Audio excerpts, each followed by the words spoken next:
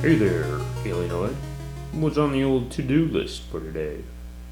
I was probably just gonna head into the city, probably destroy some buildings, eat some people. Same old, same old.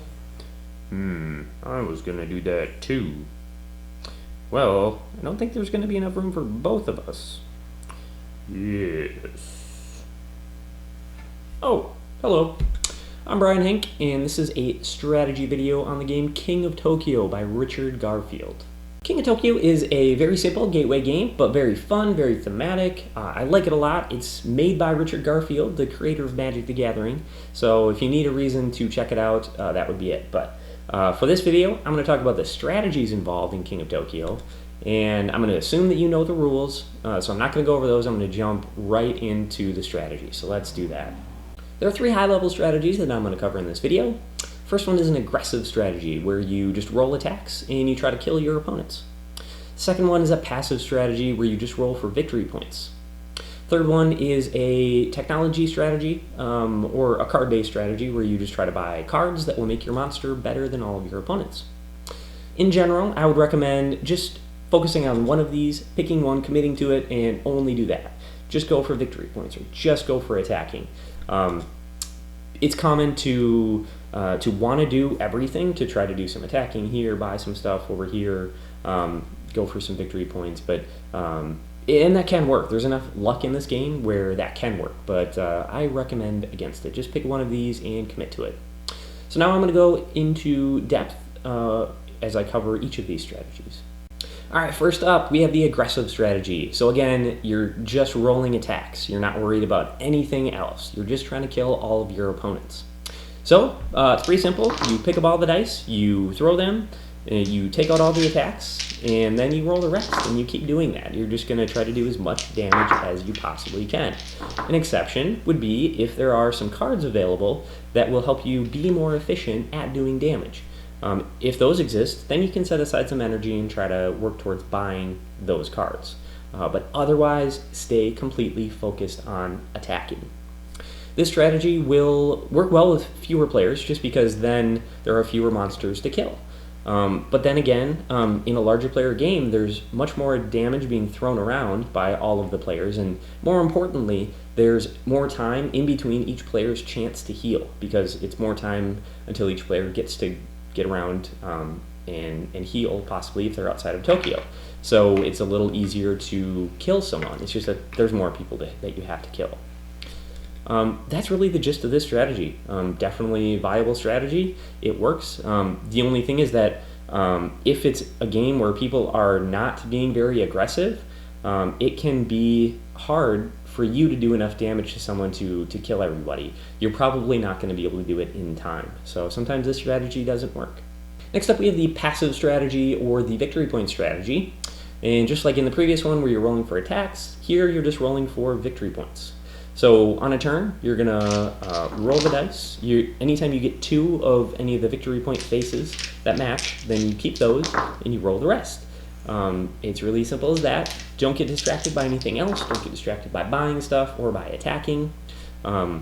However, as you roll, so you would never keep energy on an early roll. On your first or second roll, just go for victory points. You will, on your third roll, occasionally happen to get an energy, so throughout the game you are going to accumulate some energy, and then use that to buy any cards that will help boost your victory points. But that's it. That's really the extent of getting energy or buying. It's just kind of something that happens occasionally. Staying in Tokyo is really helpful. If you can go all the way around and you can start your turn in Tokyo and get those extra 2 points, that is huge, because 2 points is 10% of what you need to win the game. So usually, if you're going to win the race to 20 victory points, you'll probably have to stay in Tokyo at least once. The last strategy is the technology strategy, where you just buy a bunch of cards and make your monster better than your opponents. While this is probably the most fun strategy, it is also usually the least effective one, because while you are rolling for energy, your opponents are rolling for victory points, and they're going to get to 20 victory points before you can.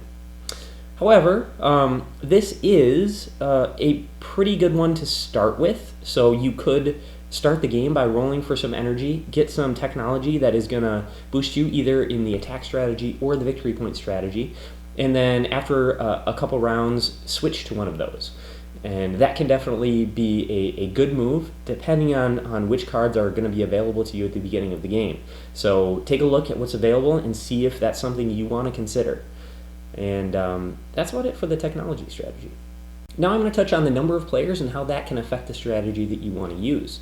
If you look at this chart here, you'll see the number of players in the game on the left side and the number of players usually attacking Tokyo or attacking outside of Tokyo as the other two columns. The more red a row is, the hotter it is inside Tokyo. The harder it is to stay in there for a full round to get those extra 2 points. So you can see that in like a 6-player game or a 4-player game in particular, there's a lot. The ratio of players attacking Tokyo is larger than with the other numbers of players. So the harder it is to stay in Tokyo until your turn comes around again.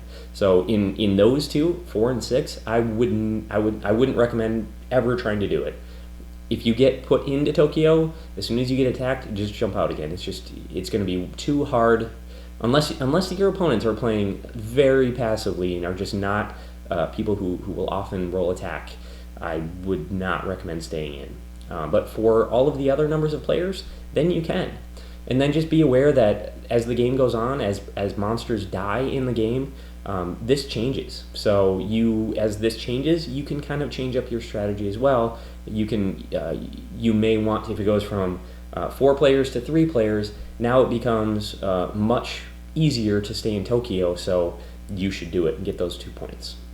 Now I'm going to talk about probabilities. And although it's fun to come up with probabilities of the likelihood that these events will occur, it's not that important to the game because a game of King of Tokyo isn't nearly long enough for these to really come into play. But anyway, take a look at these 2 tables. We've got the one on the top is the probability when you're rolling a certain number of dice that a certain number of one face will occur. Whereas the bottom one, so the top one is exactly that many will occur. You're going for 3 attacks, probability that exactly 3 attacks will occur. The bottom table is more useful. This is at least a certain number. So if you're going for 3 attacks, it's the likelihood that 3 will appear 4, 5, or 6. So at least 3, which is a more common scenario because usually a player maybe has 3 hit points and you just need to roll at least 3 hit points to kill them, and that's all you really care about. So they both, though, have a similar format. So you have along the top the number of dice that you're rolling. Along the side you have how many of those you're going for. So you have if you're rolling 6 die, the probability that 2 attack will occur is just over 26%. So that's a pretty good percentage. So you can see that this could help you make some decisions about whether or not to go for something. Like, should I even go for rolling 4 attacks or not? So you can actually go to theforbiddenlimb.com. That's my blog. Go there if you want a copy of this. You can just download it, play around with the numbers, print it out if you want. Yeah, that's about all I'll say about probability. So that is the end of this video. Thanks for watching, and I hope you learned something here that will help you either better conquer Tokyo or better destroy your opponents. If you want more data, like I said, go to my blog, theforbiddenlimb.com, download some of the spreadsheets that I use to come up with these probabilities, or leave a comment to start a discussion with me or anyone else who happens to be watching or reading. And otherwise, subscribe to my channel if you want. I do these videos all the time for a bunch of different games. But otherwise, I think that's it. So until next time, I will see you later.